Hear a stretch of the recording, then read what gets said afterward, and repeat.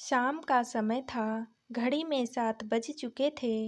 ममता जी रोज शाम 5 बजे तक अपना खाना खा पी कर इस समय अपने रामायण पाठ करके वॉक पर निकल जाती थी। पर पता नहीं क्यों आज अपने कमरे के बाहर अभी तक नहीं आई। उनकी 10 वर्षीय पोती सानवी 2-3 बार कमरे में आकर देख भी चुकी थी। दादी के रामायण पाठ तो आज कुछ लंबे ही जा रहे थे। यही तो वक्त होता था कि जब वो अपनी दादी के साथ बाहर घूमने जाती थी। नहीं तो स्कूल और कोचिंग में ही उसका पूरा दिन निकल जाता था। यही तो सुकून के वो पल होते थे जिसमें वो अपनी मर्जी से खुलकर सांस लेती थी और दादी से नए किस्से कहानियाँ सुनती थी। थोड़ी देर बाद सानवी ने कमरे में वापस जाकर देखा तो दादी तो आज इतनी जल्दी सो भी चुकी थी। एक बार तो सोचा कि दादी को जाकर उठाएं, पर ऐसे किसी को नींद से जगाना तो अच्छा नहीं होता। सोचकर दरवाज़ा धीरे से बंद करके सानवी बाहर चली आई। हॉल में आकर बैठ गई और टीवी चालू कर दिया। इतने में ही उसकी मम्मी वंशिका अपने कमरे से निकल कर आई और बोली, अरे सानवी बेटा, तुम यहाँ टीवी देख रही हो, आज घूमने नहीं गई? नहीं मम्मा, दादी आज जल्दी सो गई। सानवी ने उदास होते हुए कहा, आज मम्मी जी जल्दी सो गई? क्या बात हुई होगी आखिर? बेटा उनकी तबीयत तो ठीक है, उन्होंने तुमसे कुछ कहा क्या? नहीं मम्मी, मैं जब उनके कमरे में गई थी तब तक तो दादी सो चुकी थी। अच्छा, चलो ठीक है, तुम टीवी देखो, कहकर वंशिका अपने कमरे में आ गई। कुछ देर के बाद उसका पति तनुज भी घर आ गया।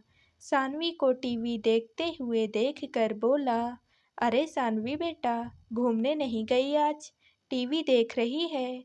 हाँ मम्मी जी जल्दी सो गई, तो सानवी टीवी देख रही है। चलो सानवी बेटा, जाओ जाकर अपने कमरे में सो जाओ, सुबह जल्दी स्कूल भी तो जाना है। वंशिका ने सानवी को उसके कमरे में भेज दिया। आज मम्मी जल्दी सो गई, तबीयत तो ठीक है ना उनकी, या कुछ हुआ था आज? तनुज ने पूछा। पता नहीं, खाना तो ठीक से ही खाया था, पर वो सो चुकी थी, इसलिए मैंने उनसे पूछा भी नहीं।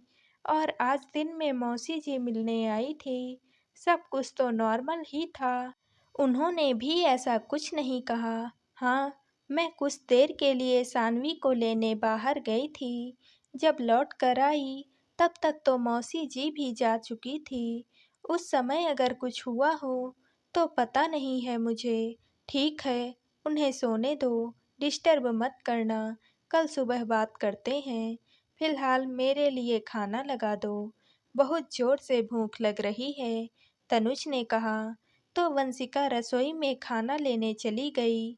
तनुज हाथ मुंह धोकर खाना खाने बैठ गया। रोज की तरह तनुज सुबह उठा तो देखा ममता जी पूजा कर रही थी। तनुज अपनी चाय पीकर कुछ देर तक न्यूज़पेपर पढ़ने के लिए बैठ गया। कुछ देर बाद नहा धोकर वो ऑफिस के लिए तैयार हुआ और नाश्ता करने बाहर हॉल में आया तो ममता जी भी वहीं बैठकर नाश्ता कर रही थी। तनुज उनके पास बैठते हुए बोला, क्या बात है मम्मी, तबीयत ठीक नहीं है क्या आपकी?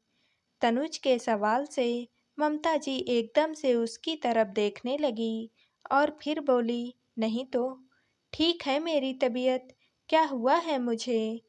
फिर आप कल रात को इतनी जल्दी क्यों सो गई थी? ना तो आप घूमने गई, ना ही आपने मुझसे बात की। कुछ ना कुछ बात तो ज़रूर है। नहीं नहीं, ऐसी कोई भी बात नहीं है। ममता जी बात को टालते हुए बोली, मम्मी बताओ ना, क्या बात है, इतना झिझक क्यों रहे हो? वो भी मुझसे, कुछ तो बात ज़रूर है, वरना आप मुझसे बात किए बगैर सो गई, ऐसा तो हो ही नहीं सकता। तनुज ममता जी के हाथ पर हाथ रखते हुए बोला। उसकी बात सुनकर ममता जी बिल्कुल चुप हो गई। यह देखकर तनुज दोबारा बोला, कल मौसी जी आई थी ना? कोई ऐसी वैसी बात हुई है क्या जो आप मुझे बता नहीं सकते? आप नहीं बताओगी तो मौसी जी को फ़ोन करके पूछना पड़ेगा। मौसी जी से पूछने की बात सुनकर मनोरमा जी बोली, जब उसे कुछ पता ही नहीं है तो वो क्या बताएगी? हाँ, तो आप ही बताओ क्या बात है?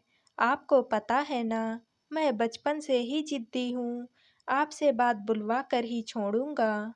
तनुज के इतना कहते ही ममता जी बोली, हाँ जानती हूँ बाबा कि तू बचपन से ही बहुत जिद्दी है। जब तक तू मुझसे अपनी बात नहीं बुलवा लेगा, मुझे छोड़ेगा नहीं। तू तो मेरे चेहरे के हाव भाव भी पढ़ लेता है। बस इस बार दिल की बात को नहीं पढ़ पाया। कहते कहते ममता जी उदास हो गई। ये देखकर तनुज हैरान हो गया और उनके पैरों के पास बैठते हुए बोला, मम्मी, कभी कभी है ना, बच्चे भी नहीं समझ पाते हैं। कुछ बातें बोल देनी चाहिए, इसका इंतजार नहीं करना चाहिए कि कोई हमारे दिल की बात को आगे से पहचानेगा। तो अब बताओ भी, क्या बात है? तनुज की बात सुनकर ममता जी कुछ देर के लिए खामोश हो गई। फिर कुछ सोच कर बोली, बेटा, मुझे भी हाथ खर्चे की ज़रूरत होती है। ममता जी की बात सुनकर तनुज हैरान रह गया और फिर बोला, मम्मी, सब कुछ तो आपका ही है। मैंने कभी नहीं टोका आपको किसी चीज़ के लिए। आपने जो चाहा मैंने लाकर दिया। क्या वंशिका ने?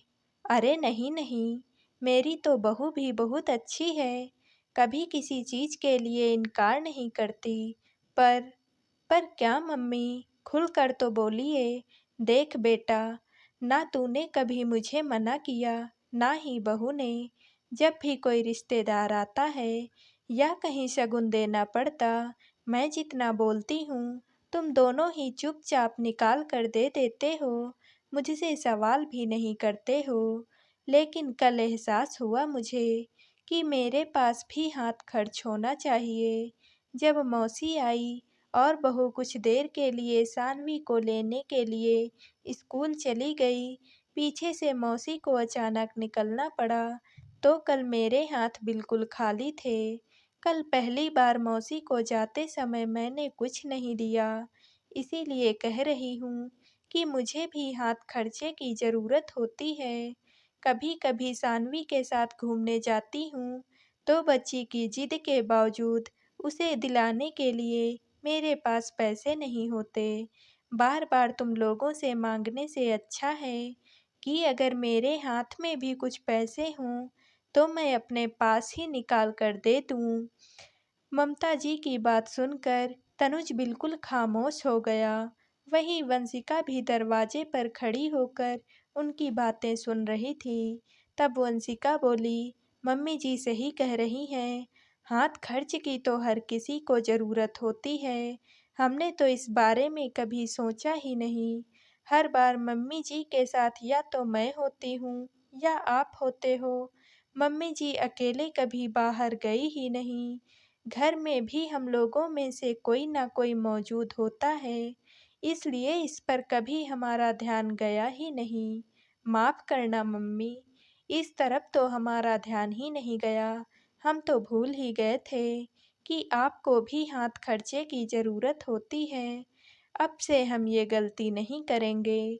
आखिर तनुज और वंशिका ने इसके लिए ममता जी से माफ़ी मांगी और अब हर महीने तनुज ममता जी के हाथ में अपने आप ही हाथ खर्चे के पैसे रख देता था। धन्यवाद।